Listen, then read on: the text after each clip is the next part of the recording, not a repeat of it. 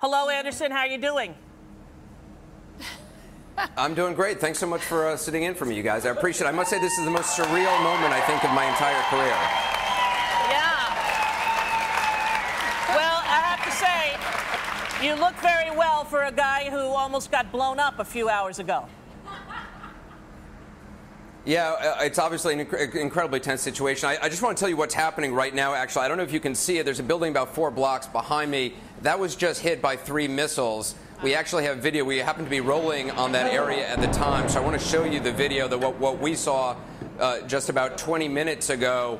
And as you look at that, as soon as those missiles hit, I ran over to that location. I just got back from there.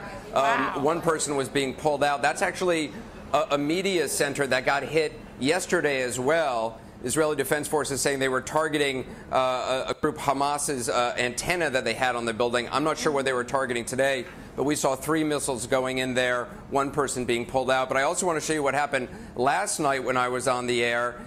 You'll see just how much of a chicken I am.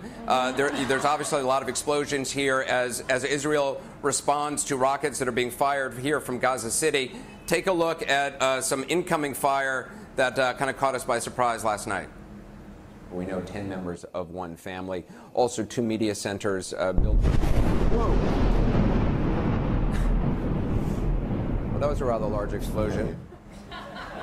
That is a very calm and cool and collected response, yeah. Sir. It really was. I'm not so sure I could have kept it together. Now, you're actually in Gaza City. Is it dangerous for the reporters and journalists to be there at this time?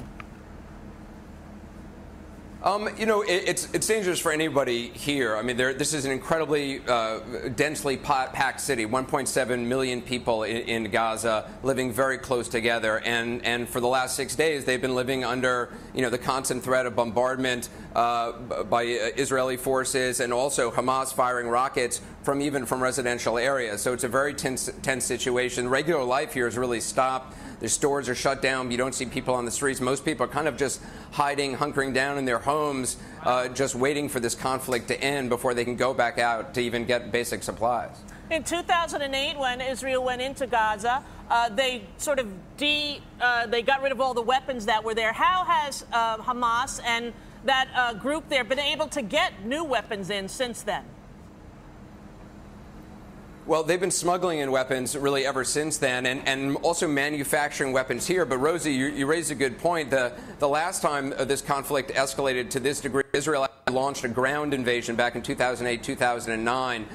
They've now massed about tens of thousands of troops on the border. They say they're prepared for a ground invasion, but I think a lot of people on all sides are hoping it does not come to that. At this point, it's artillery strikes, it's strikes by the Israeli Air Force, but the rockets keep getting fired. I've seen about 6 to 9 rockets at least with my own eyes being fired today from Gaza City toward Israel. Israel is able to intercept a number of those, but a number of those do land. 3 people at least have been killed in Israel, a number of others wounded. Air raid sirens on the Israeli side. You don't have the air raid sirens over here. But over the last couple of years, Hamas has been able through Iran to get more sophisticated weapons, more sophisticated rockets that can actually try to reach cities as far away as Jerusalem and Tel Aviv, and we've seen rockets heading toward those places as well. Is it true that now the Arab League is getting together and trying to broker peace there at this point? Yeah, I mean, there's a bunch of different groups trying to come up with some sort of peace settlement. There are said to be some talks ongoing in Egypt, but it's unclear at this point what's really going to happen, Rosie. I mean, both sides have to be willing to pursue peace, and right now it's not clear what the parameters of any kind of a ceasefire would actually be. Hamas does not recognize Israel's right to exist, and that's a key thing for Israel. They say, how can we have this neighbor who doesn't recognize our right to exist and is willing to fire rockets into our territory? Hamas says they want Israel to stop the blockade of Gaza. They've basically been blockading Gaza for several years, controlling what comes in and what comes out. But it's obviously, it's a very delicate negotiation that would be going on, and it's not clear anytime soon it's going to result in a ceasefire. It seems quite often that these conflicts arise right at the election season. Is there any kind of talk about how the elections coming up maybe have precipitated the amount of fighting that's occurring now? Yeah, the Prime Minister Bibi Netanyahu. There is an election coming up in Israel, and some observers will say, "Well, look, this is showing Benjamin Netanyahu's strength. He wants to show strength before the upcoming elections." And the operation is pretty popular in the state of Israel so far. The last poll I saw said the vast majority of the population supports the operation as it's been conducted so far. The casualties, thankfully, on the Israeli side have been pretty low. We've seen as many as 92 people killed in Gaza. About 20 to 30% of those are believed to be women and children. All those figures come from Palestinian health officials here in Gaza. I was at the hospital earlier. It's obviously a very chaotic scene. So, as this thing progresses, as it continues, it's not clear how that will play out politically in Israel and elsewhere, but it's certainly a very tense situation. Are there any long-term plans for resolution? Because as Gaza was evacuated in 2005 and the Gaza Strip was given over to Palestinian and the elected government there was Hamas, it seems as though every few years they have to go in and what the Israelis called cut the grass. Which usually ends up in so much death and destruction. Is there a long-term plan for peace? There's not right now. I mean that is critical. I mean, you raise a really good point. You can have a ceasefire to this immediate conflict that's gone on for the last 6 days, but there's got to be some sort of long-term peace agreement. And there's criticism on both sides here. A criticism of the Israeli government for not pursuing peace negotiations with the West Bank authorities, which is the other Palestinian area, which is controlled by a different group of Palestinians than Hamas here, which controls the Gaza and Gaza City. But there hasn't really been political will. There hasn't been much pressure from the United States for a comprehensive settlement. And there's been division within Palestinian officials as well over the framework for peace. So until all sides are willing to come together and really hammer something out long term, it's very likely these kind of situations will continue to happen. There's been talk in the press here in the United States that Bill Clinton may be called upon to come over and broker some sort of peace deal. Is there any talk of that over there?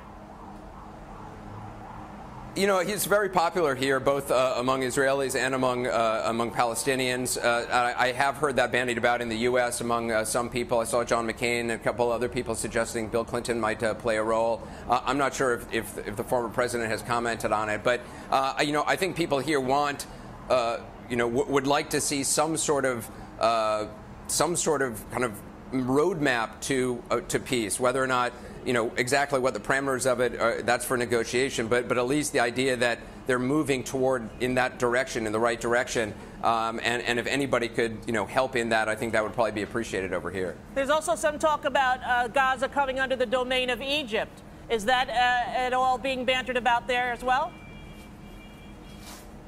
That's very unlikely. I mean, Egypt once occupied Gaza years and years ago, but people here want their own state. They want Palestinian territory, and Egypt pulled out.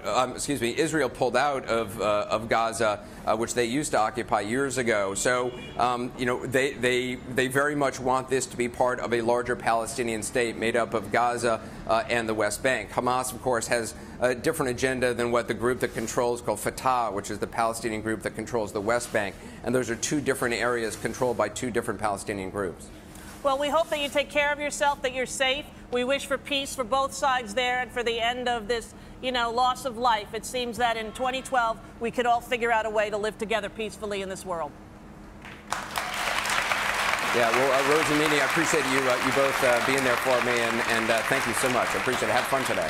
Earlier, we were talking to Anderson, and take a look at what just happened while he was there in Gaza. Whoa. Take him now, take him now, take him now. Somebody take him now. Yeah, they was taking Anderson to a safe place. Very dangerous for journalists, for human beings who are there. It's very sad. At some point, we have to realize that every human life is worth something, and we can stop killing each other. I think that's the way to be in the world. And Anderson is sweating. You see the big sweat mark on the back of his back? Can you imagine the stress that he feels there? I can't. I don't know. I wonder if you work for CNN, if you're allowed to say, hey, I don't want to go. You know what I mean? If they call you no up. Thanks. Yeah, I don't really want to go in the middle of a war zone. I don't know. Maybe it's me, right? I'm going to send Rosie in my place. No, honey, I ain't going. I had a heart attack.